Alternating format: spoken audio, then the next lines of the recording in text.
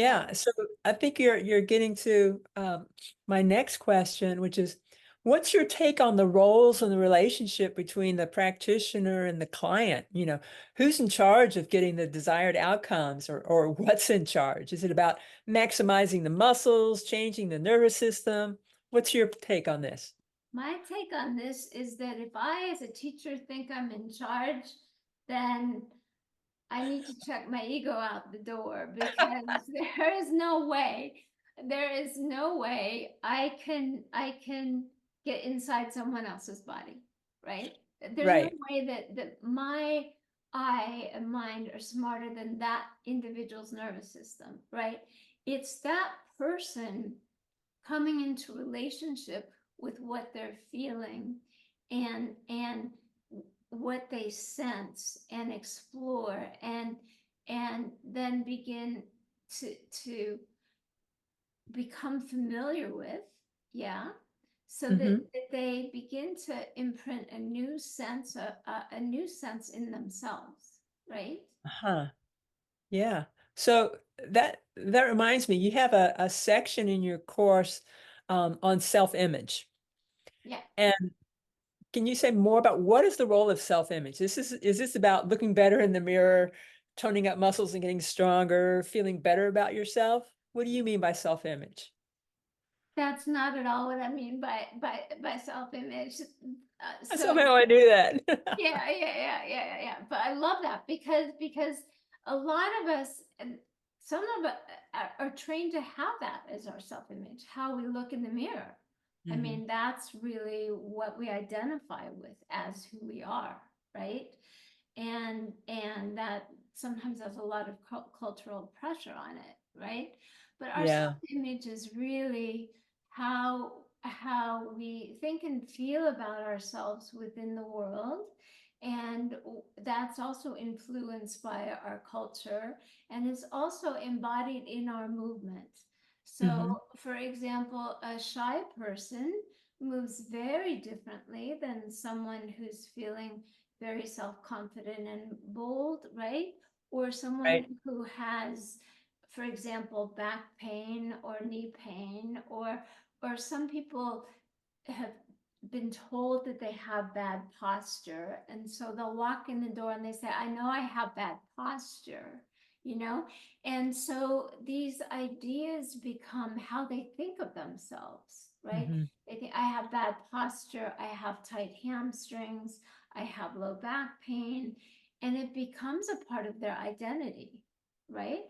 and Right. and they're walking in the door with it literally in how they walk, but in how they feel about themselves and how they relate to the world and how they relate to relationships. And an athlete has a very different self-image and relationship with the world when they're highly successful than when they're injured. It really alters one's self-image to not be capable of doing what one is used to doing, or if someone Yeah. perhaps is no longer quite able to garden the way they used to or want to, or reach for things in their home. And it can become depressing and isolating. And so then it takes them in a downward sense of themselves, a downward self image. And as we go through these movement explorations and we give people new options and they restore their freedom, other things come along with it. Yeah. Yeah. Yeah. And and we can see these in the outward actions. I remember Esther Thielen talk about, I don't know totally what's going on inside, but I can see what's happening on the outside.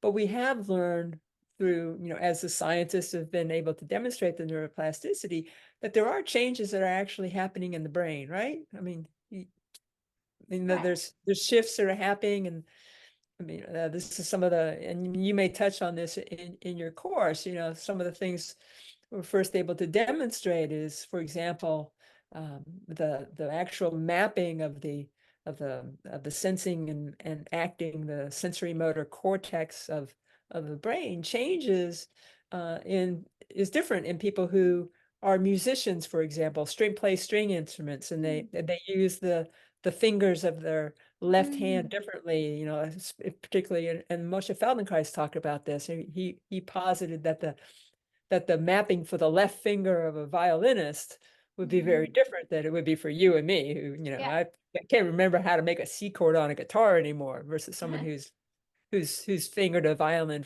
fretboard for 30, 40, 50, 60 years. Right, right. You poke those cells, or you do the neuroimaging, and areas are going to light up differently in response to how we've been using our body, That's using right. the whole self.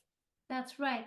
And the uh, more limited we are in terms of how we use ourselves, the less broad are the expressions in our brain as well, and the Right. less able we are to change. And one of the things that happens with these explorations in movement is we put people in all different relationships with gravity and positions, and it reawakens options in their body and in their movement. And as it reawakens options in their movement, it also reawakens options in their hearts and in their minds too. It's often, Right. yeah. Yeah. Yeah. That's lovely. Lovely. Um, Let me shift us a little bit. You had the one section on self-image, and I know you've got a couple.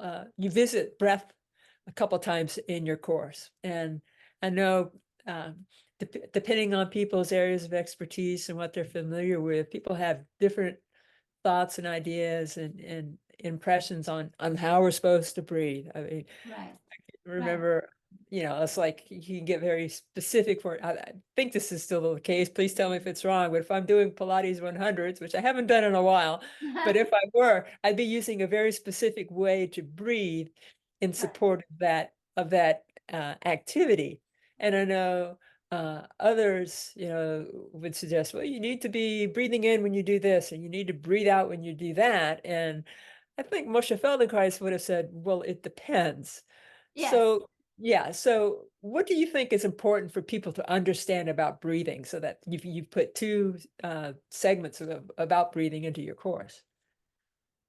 I'm going to talk about that from two different platforms. The first Okay. is going to be that relationship we talked about earlier between the sympathetic and parasympathetic Uh-huh. systems. So, breath is one of the deepest connections in the nervous system that's easily accessible to help make a shift from fight or flight to a more relaxed, nourishing state of being. Mhm. And so breath can be used to facilitate that shift. Often holding our breath is one of the first things we'll do in response to stress. And Yeah. we become in the habit of holding our breath, which then tells our nervous system that we're in danger, even if we're not. We've just simply gained that habit without knowing it. And um, yeah, there are all kinds of like you can go to one Pilates school of thought that says breathe in when you push back on the reformer, another that says breathe out when you push back on the reformer, right? And I think what we want to do is expand our options so that the body can make its best choice at any given Right. moment, right?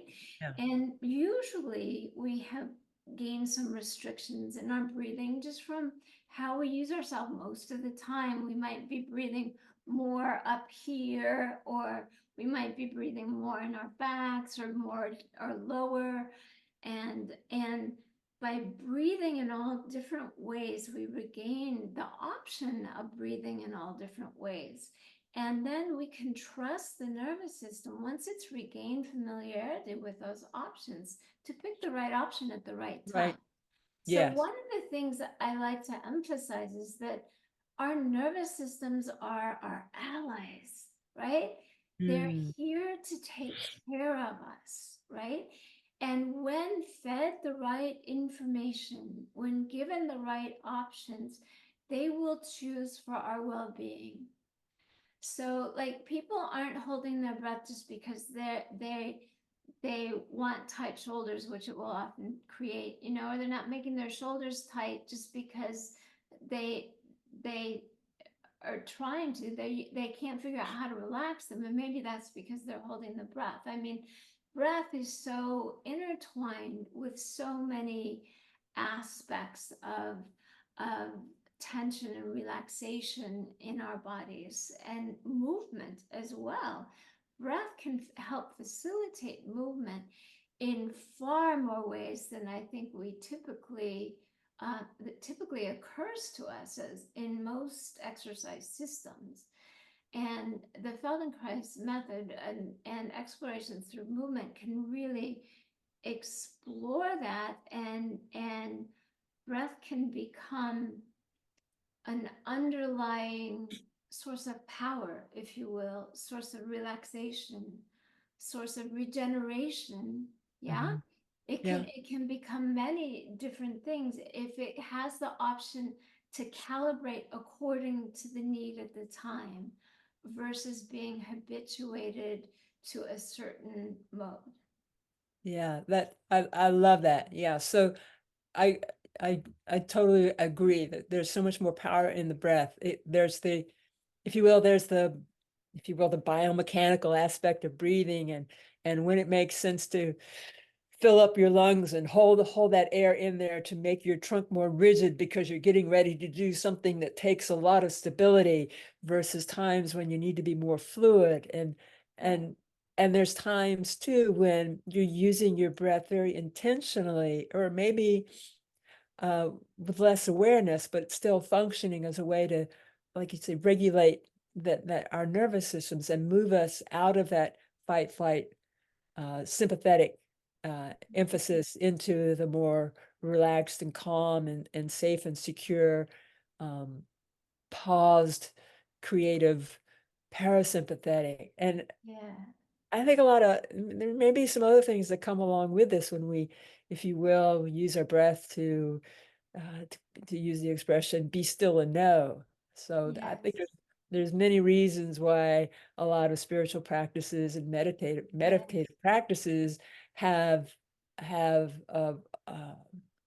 at least one, if not more, approach to their meditation that involves uh, particular ways of breathing, of slowing down the breathing. Yes, and isn't that useful to all of us in our Yeah, life all the time? I mean, there's the athletes that you're training that need to have that inner calm for performance underneath it all, right?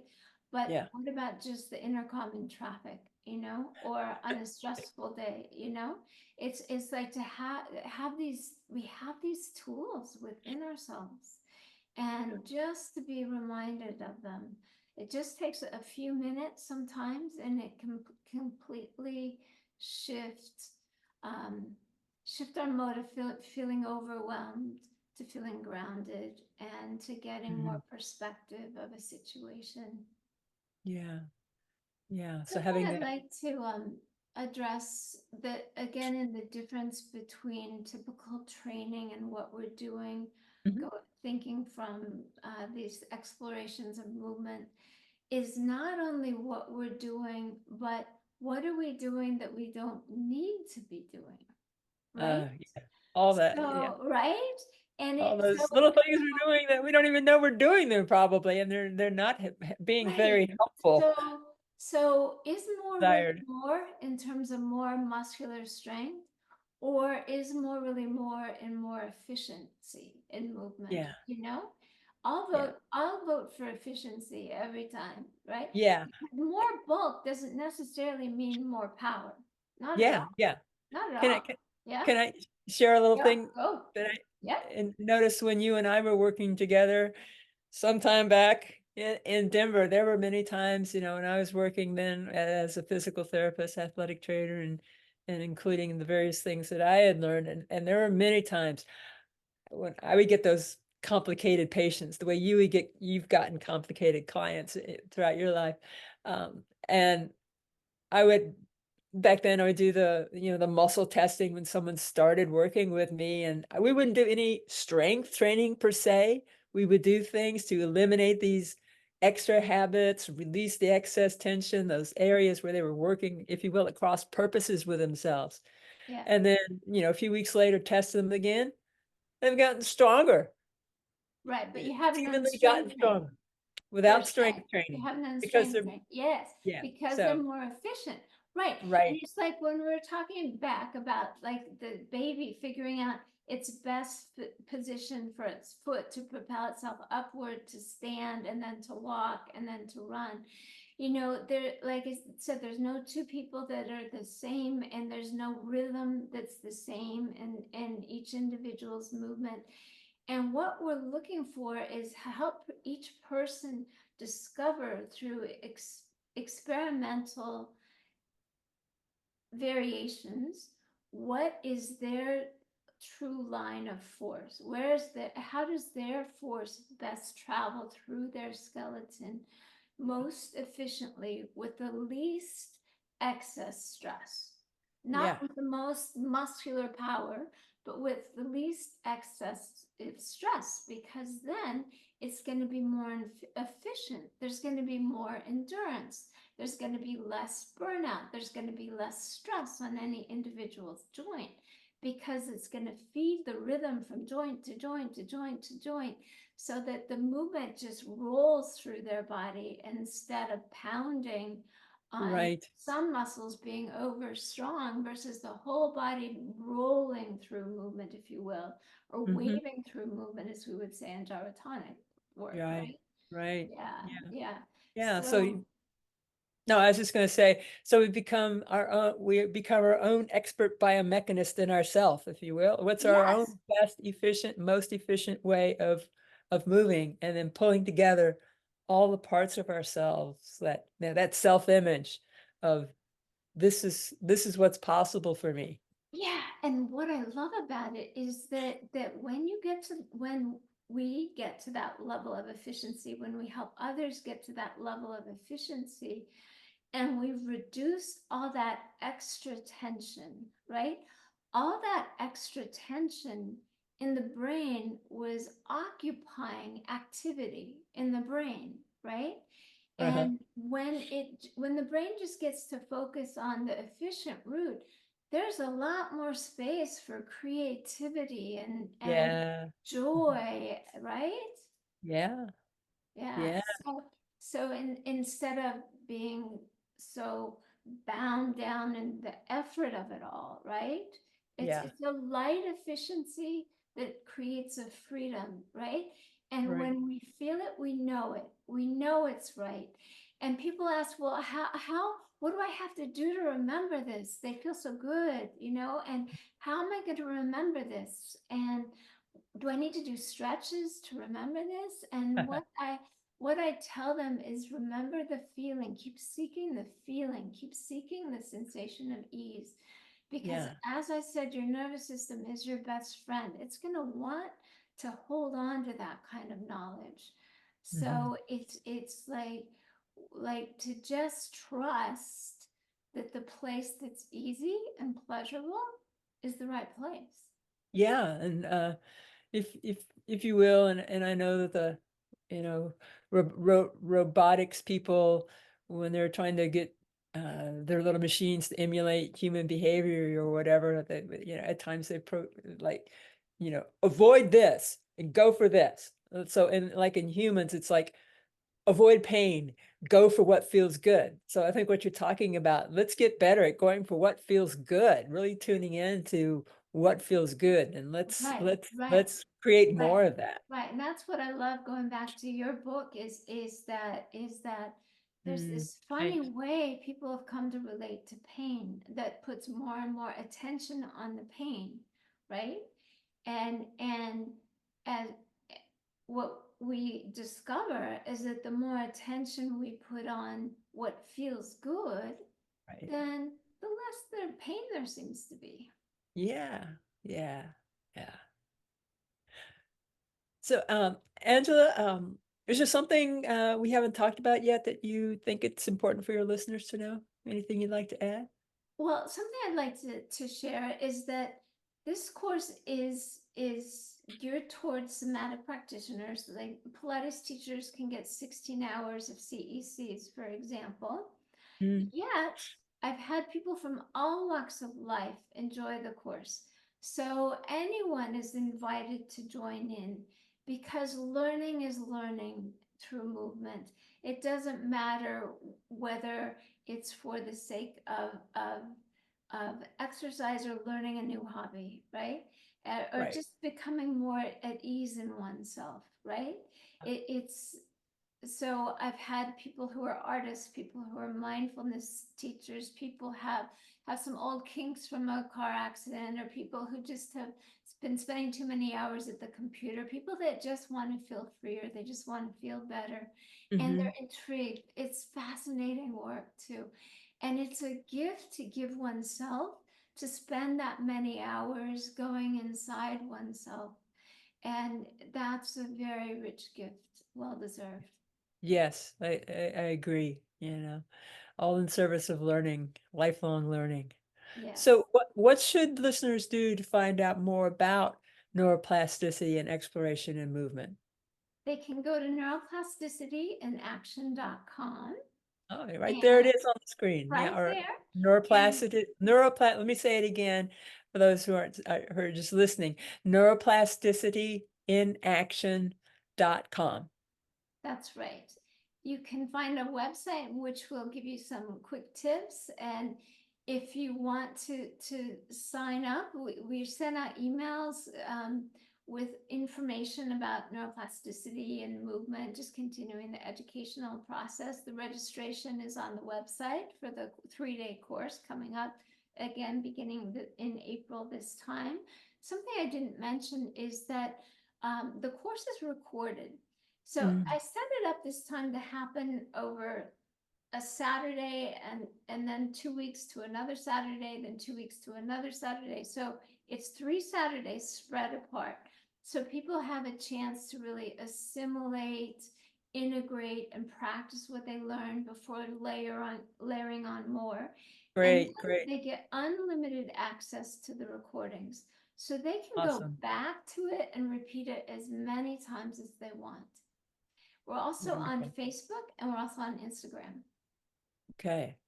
Yeah. With the same neuroplasticity in action. Neuroplasticity in action. And we've just created, as of today, a new YouTube channel, which you can find videos such as this. Awesome, wonderful. Yeah. Thank you Angela, so much, Pat. It's always thank a you. pleasure. Exactly. Always a pleasure when we get together. We'll have to do it again real Let's soon. do it again.